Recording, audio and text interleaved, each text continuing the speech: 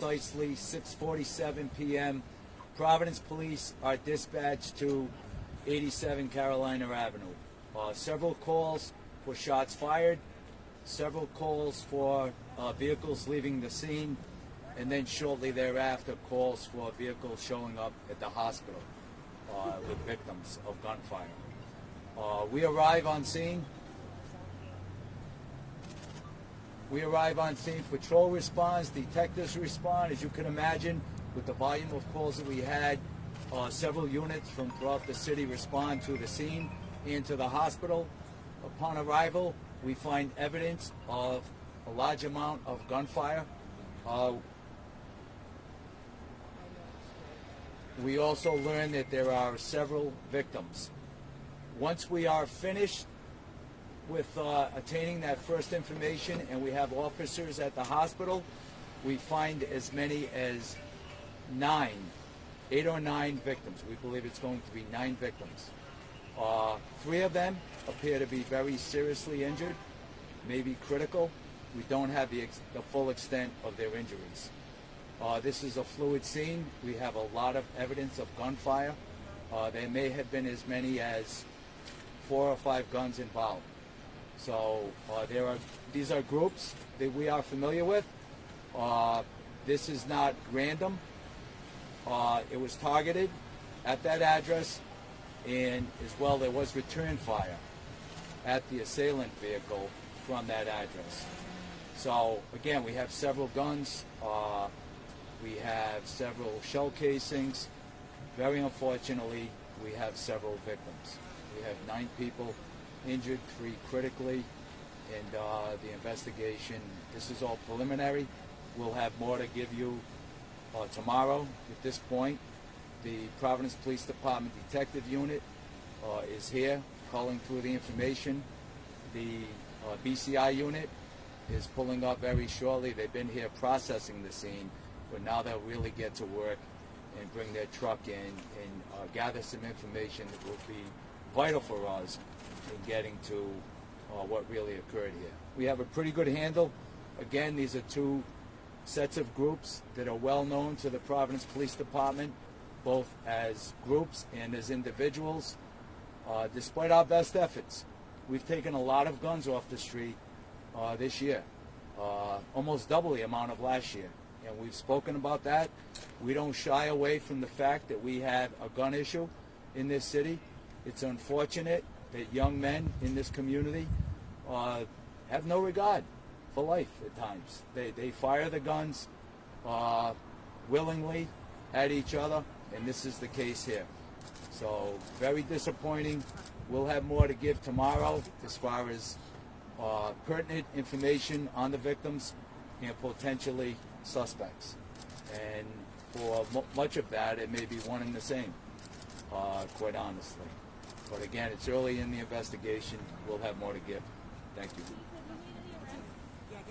No, early in the investigation here, I would not categorize or characterize any arrests at this point. Who are we looking for, Chief?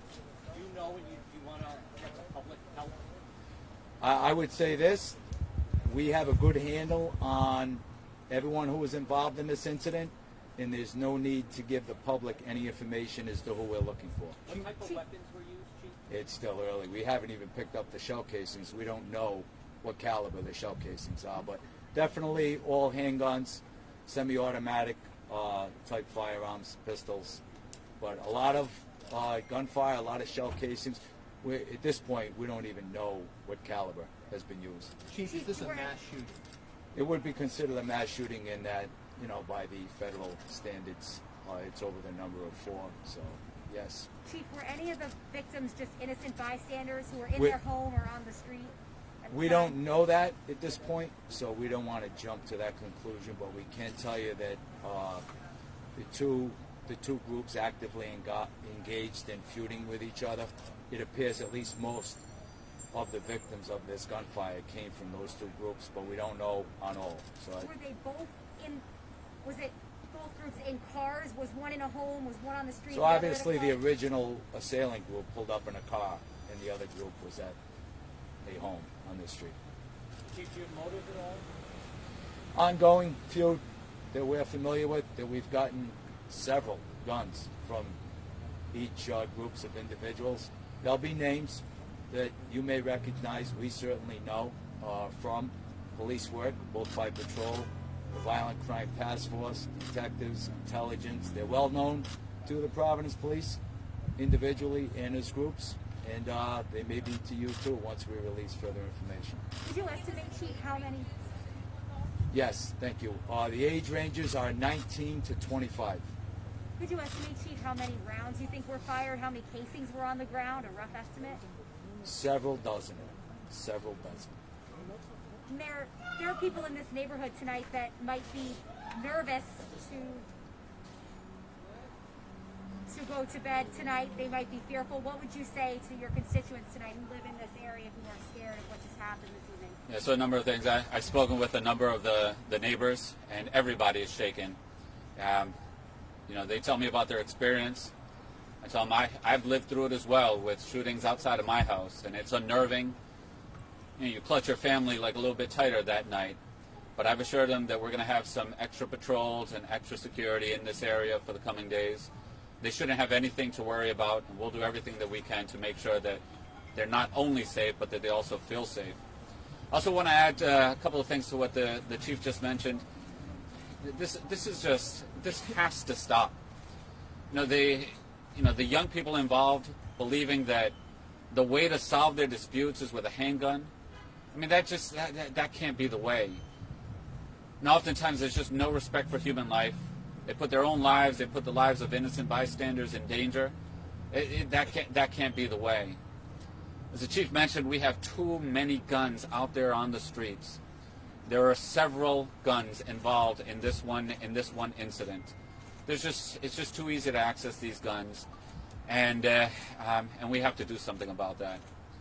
The last piece is what's so frustrating with so many of these situations is oftentimes the victims know who's responsible, and we need the victims to step up, speak to the police, tell them who it is. Let the police, let us do our job, and let's let our police bring folks to justice.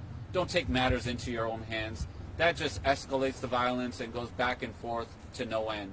Nobody wins in that. We need the victims involved with this. Please talk to us. Let us bring the perpetrators to justice and let us do our job. Mayor Lorza, sorry, en español, please, pero por Telemundo. Una familia latina esta que está involucrada en la reunión que había. ¿Qué detalles tiene, por favor? Bueno, tenemos un incidente acá. Tenemos varias docenas de disparos, y hasta ese momento tenemos 8 o 9 personas que están heridos en el hospital. Sabemos de que fue algo específico. Llegó un carro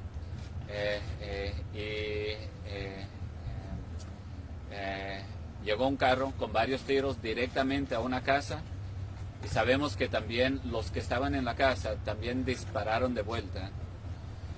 Todavía es muy temprano y no sabemos precisamente quiénes son, pero sabemos que son dos grupos que han tenido problemas entre ellos, y es un asunto de que nuestra policía ya ha arrestado en el pasado y también ha confiscado varias pistolas de los dos de estos grupos.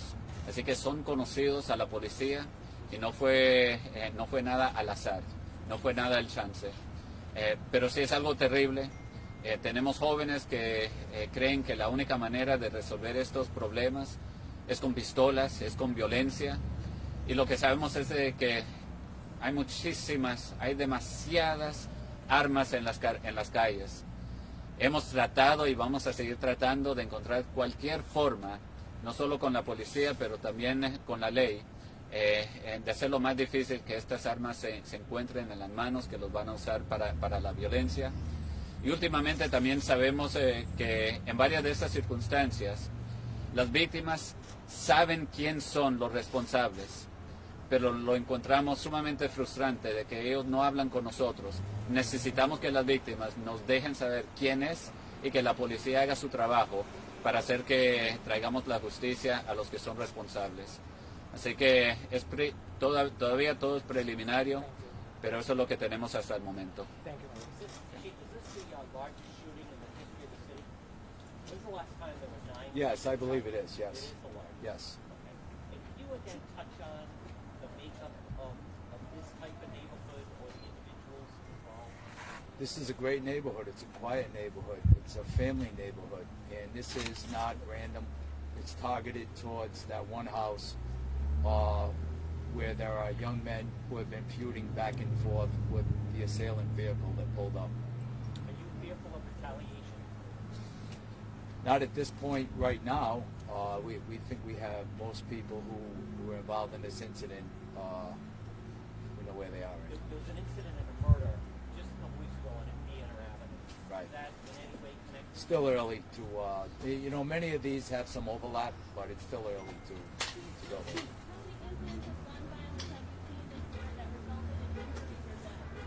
So prior to this, we had 19 gunshot victims and 7 homicides by gunfire.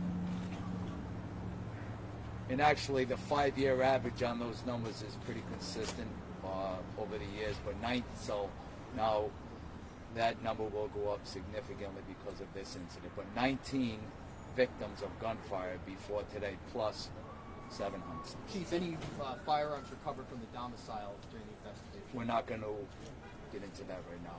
Chief, can you explain? I'm sorry if I missed this before. How people got to the hospital? Were any of them transported, or did Only all- one was transported by rescue. The rest drove themselves to the hospital. Okay. And did that Fortunate. rescue come here or Yes, somewhere else in the city? came here. Do you know what number rescue that was? I do not. Okay. Does this there a history of violence in this particular spot? History of violence in this particular spot that we're at right now? No, That you know not of? really. No. And Chief, could you say the time again of the shooting? 6:47 p.m. is when the initial call came in. All Did you have any estimate of how many shots were fired? Several dozen. Several dozen. Several dozen. all victims to Rhode Island Hospital? Yes. All 9 victims in Rhode Island Hospital. Chief, are you getting the cooperation you need from folks here at the scene? The mayor just spoke about that in the past between these 2 groups and these young men involved. No, we'll see tonight. We just don't know. There's a round that went into a window on on one of the houses. Is there any injuries from that from inside the house or everything outside? We're not sure yet. We're not. But that's correct. There was one from inside. And Chief, at the hospital, the chief that was told, I believe the chief was told there was a bullet incident. Yes. Are the individuals at the hospital cooperating with the investigation? Still early on. We have detectives in the hospital now speaking to them, and we'll be following up all night. We're not sure. I'm not sure if they've been cooperating at this point. Chief, can you talk about the response that went into this? I mean, we cover shootings. This is a particularly large response. How many officers do you have here? Did you have to call in other departments? And what goes into making sure with so many different casings everywhere that you get all the pieces together? Yeah, so no other mutual aid departments, all Providence Police, but a full-out approach with patrol, uniform patrol, detectives, plainclothes, violent crime task force, Bureau of Criminal Identification. Everyone who was working tonight who was nearby the area responded to this scene or Rhode Island Hospital to assist. Obviously, if we have that many victims in the hospital who may be opposing each other, we want to make sure there's safety in the hospital as well.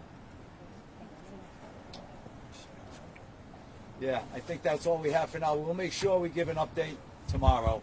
There's 2 more questions you have had. Thank you. Thanks for covering. Thanks, Chief. Thanks, man. Thanks, man.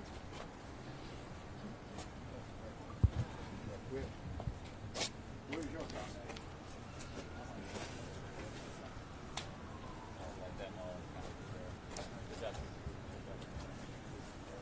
Take these back.